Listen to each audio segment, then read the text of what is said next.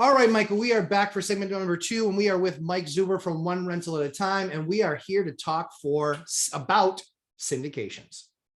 Yes. True passive income in real estate. Yep. So, Michael, for those people out there, because both you and I are accredited investors, we can actually invest in most of these syndications. And by the way, so let's cover first what that accreditation is, number one. And number 2, then let's cover really what kind of a syndication is. So those people who don't know, that are hearing the word for the first time, we can actually get them up to speed quickly. Yeah. So my understanding, I haven't looked at this in a while, but in order to be accredited investor, I think there's 2 criteria. You have to be one of the 2. I believe the first one still is you have to have $1 million net worth X your primary home. So primary home equity is not counted. Number 2 criteria is you have to make more than $200,000 a year in your W-2 and have reasonable expectation that you will do that again this year. Those are the 2 things. Again, I don't do syndications, but I am an accredited investor. I see this stuff coming, and I believe those are the qualifications, something like that. Yes. If it's not that, it's very close to that. Yeah. So now let's talk about syndication. What is it?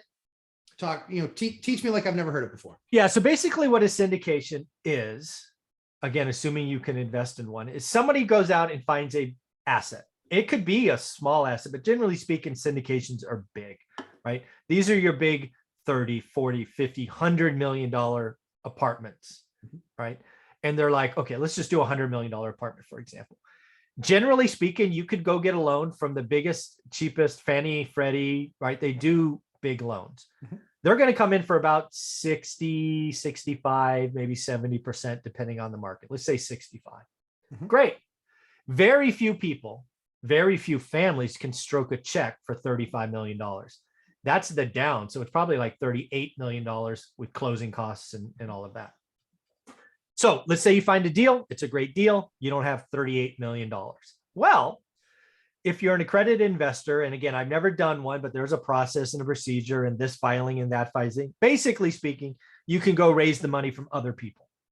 I'll get $1 million from Bob, $1 million from Mary, 100 grand here, 100 grand there. And basically what you're doing is that becomes the equity. That becomes the 35 million bucks. I would hope that the syndicator puts in their own money, but as we've seen the last couple of years, a lot of them aren't, which I think is terrible. A lot of syndicators are charging fees and management and bliss, that, the other thing, and that's how they're making money. And then what happens is you're promising or committing, or whatever the right term is, some kind of return, usually paid quarterly. Some people pay monthly, but that's not guaranteed. And they're selling visions of future IRRs and, we're going to burr the money in 3 years and we're going to get all the owner's equity back and we're going to own it. It's a great story. It is a great way to raise money. I about a year ago, maybe 18 months ago, I started warning LPs, right? Because you have a general partner, which is the raiser, and LPs, which is the equity, that a lot of you are going to get snookered because you're overpaying and you don't know it. You're getting killed in fees and don't know it. And once cap rates and these other things changes, you're going to get smoked in a refi and the equity's gone. That's right. So yes, it sounds great. It is truly passive, truly passive. Nothing is guaranteed. Lots of LPs were not seeing money February or March of 2020 because syndicators didn't want to pay because we didn't know who's going to pay rent, right? So it's no guarantee that money comes in. I think a lot of people got attracted to syndication because it was the next hot thing. The reason I went to meetups a lot, Matt, is because I want to see what the audience is doing. Yes. In 2006 and 7, everybody was flipping contracts. What that means is I would lock up a house and I would sell it's almost a form of wholesaling. It is. Yeah. Right. It's 15 years ago, wholesaling. And then it became actually flipping because HGTV made it easy. And then it was this, and then it was that. Syndication is that new thing. And anything gets hot like that, I run away. Yeah. It's too hot. Too many people are going to get hurt. You're not even going to know you get hurt. You're in bed with people you don't know, right? A syndication's got 10 people. You probably 9 of them you don't know, or 8 of them you don't know. And what happens if they got to sell and you don't? And it's just, people make them sound too easy. Yes. People are attracted by passive. People are investing in syndication because the content creator is a social media guru. That is the worst thing to do. Yep. One of the things that I've seen on a lot of syndications is that I think we would agree that rates have never been as good as they are or have been, right? Yeah. Number one. Number two in line with what values are. It's been the lowest payment that probably will ever be paid for the property. Yeah, probably. Number two. Mhm. Number three is that debt is not 30-year fixed rate debt. It is, Oh, dude, some of it's wicked short. right. Some of it's 3 years. Some of Dude, it's No, some of it's year. 1 year. Right. 1 right. year. Some Bridge of it- debt, 1 year. Right. So think about this. That is how Dave Ramsey got crushed. His was 90-day debt, but it was still very short-term debt. That's a great point. Yeah. Right. So this is one of the things. This is one thing that Michael and I can get with Dave Ramsey on when it comes to real estate investing, is that syndications, with that refi needing to occur, when that refi does need to occur, you have no idea what that rate's going to be. Yeah. And you very easily, they could have to raise cash, right? So they come back to you and say, okay, so before you were making 4% or 7% or 6% a month on your money. By the way, if you're anything above 6, that's pretty lucky, because the real returns on a lot of those deals are sub 6% on a lot of those syndications. Excuse me. That said, let's just say you're at 5 or 6%. They come back to you and say, hey, it's 3 years from now. Rates are no longer 3.5 or 3.25 that I got from Fannie Freddie. They're now 5.5. So I have to get two things from you. One, I need you to write me a check. And two, your dividend is going to go down. Your monthly payment that we're going to pay you. Yeah. Yeah. There's actually, I think your Dave Ramsey example is great. So let me put a bow on that. Please. So if you don't know, Dave Ramsey was a house flipper before he was a multi-gazillionaire selling bad financial advice. So what did he do? He basically built a real estate portfolio that he admits was worth $4 million. He also shares that he had $3 million in debt on it. So Dave Ramsey was a millionaire before being a millionaire was cool. Because again, I think he did this in the 80s. He did. Like, it was when $1 million was like $1 million bucks. Right. So shout out Dave. But here's the problem. And this is why I think your Dave Ramsey example is exact. So in his scenario, it was lots of little houses that made up the 4 million and the 3 million of debt. But let's just pretend it's a syndication, right? Dave Ramsey went out, he raised, $1 million in equity from other people, $3 million in debt. Now the debt comes up to refi. For whatever reason, we're in a recession. We have an oil embargo, right? Some wacky nonsense happens and the lending market freezes up. The lenders go, yeah, I know the property's worth 4 million. And I know we gave you 3 million last time, but you have to refi. That's right. Have to. And we're only going to give you 2.5. That's right. So Dave Ramsey has a choice in a syndication. They can go to the limited partners and say, guys, sorry, banks only want to give us 2.5. We owe 3. Each of you owe a slice of that. And oh, by the way, all of you have to chip in. Or I'm going to sell the building at a fire sale price. That's right. And oh, by the way, all we can get is 2.5.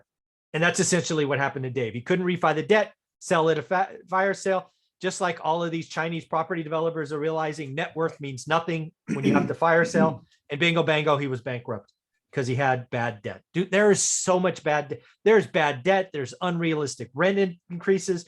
There is so much Unrealistic toxicity. Vacancy rates. Oh, 99.8 I saw on one.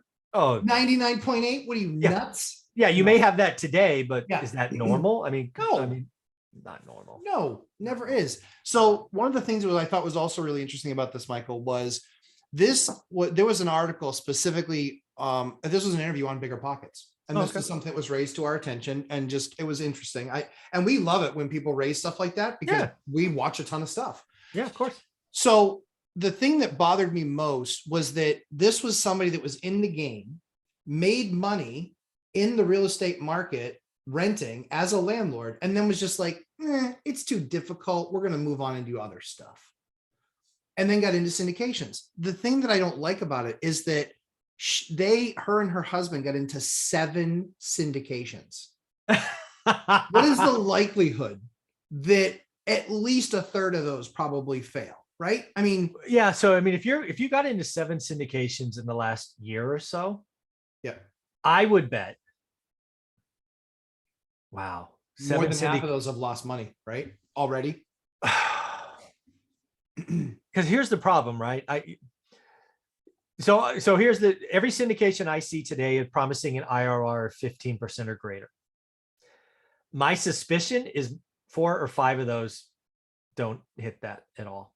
Mhm.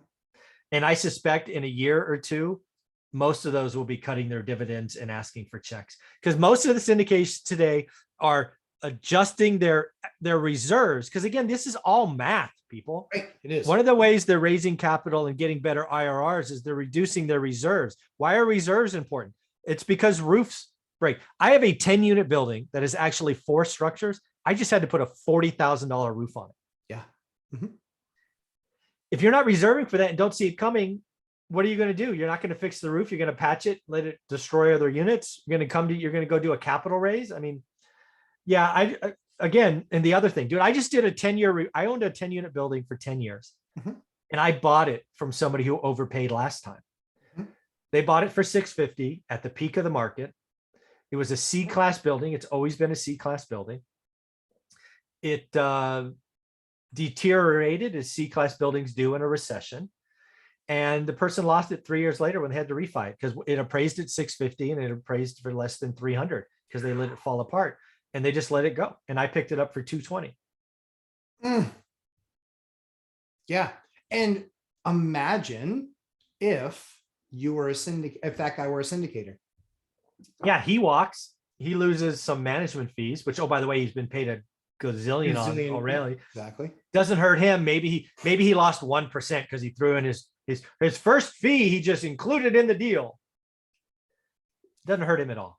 It's just it certainly isn't him bringing any money to the table. It's not wiping him out. It's not, it's him sending a letter to all of the, sorry. Yeah.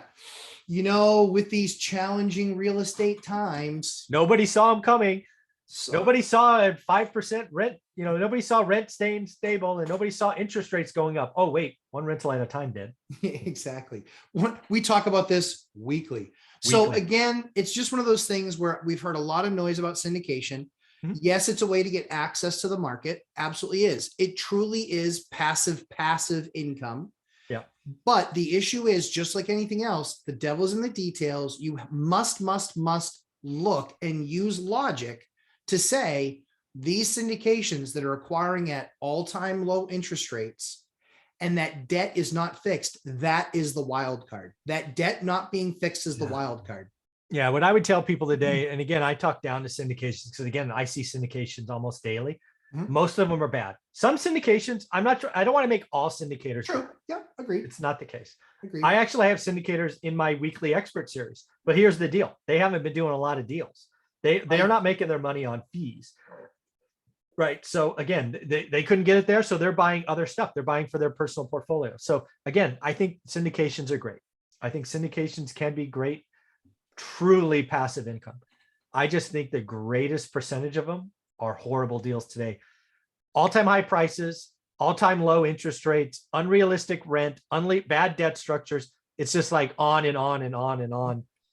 And again, I've been doing this 20 years. There will be a time where syndications are great. You go get an adjustment in the apartment market. You got 5 years of flat rent. You got a cap rate up 2%, which hits values. I'll buy them again. It's just not today. Yep, exactly. Not today. And today. If you're in 7 of them, you're not diversified. You're going to get crushed by a couple that will probably take out some of the others. Number one. Yeah. Number two, go ahead. Yep. I would put $100 on it right now that 3 of those go poof. I said exactly that. But here's the other thing. Here's the other thing that concerns me. They're getting $16,000 a month of income, but it's today. Yes, today. Yeah. Today. That's the issue, is that they are building based on that, and your rate of return is not going to increase. It's only going to likely decrease. And again, if you're in 7 of these, I would just caution anybody that thinks that this is the easy way to financial freedom. It just isn't. There's no easy way. There's no easy way to financial independence. You have to do the work. And at least what One Rental at a Time is sharing, and what I'm sharing with people, and what Dion Financial Talk shares regularly with people, is these are our journeys. And we have a level of control over that. And the only one that are collecting fees are us on our properties for us. So we can do the right thing for the property and keeping it up. And we can do the right thing by treating the tenants right. And it really becomes much less of a, you don't get rent strikes in duplexes. Yeah. You get rent strikes in 70 unit or 80 unit or 200 unit buildings. And that will cripple you. Yeah. The last thing I'll say on this is please do not invest in any syndication where your main attraction is somebody being a social media star. Agreed. If you're doing it because somebody is a social media star, you're going to get hurt. Do the deal, do the due diligence, double check the numbers, run your own math. It takes work. Learn how to do it. Learn how to evaluate deals. And one more time, do not invest in anyone because they're a social media star. That is a bad idea. Yep. And review the docs. Please just review the docs. Go through them. And if there's something there that you don't understand, ask an accountant. Please, it's worth it. It's a couple $100. Most CPAs are $200 to $300 an hour. Get the document in front of them. It'll take them an hour to review it. And that $250 could save you a long time of heartache. Mike, how can everybody find you, my friend? One rental at a time. Website, YouTube, books, Instagram.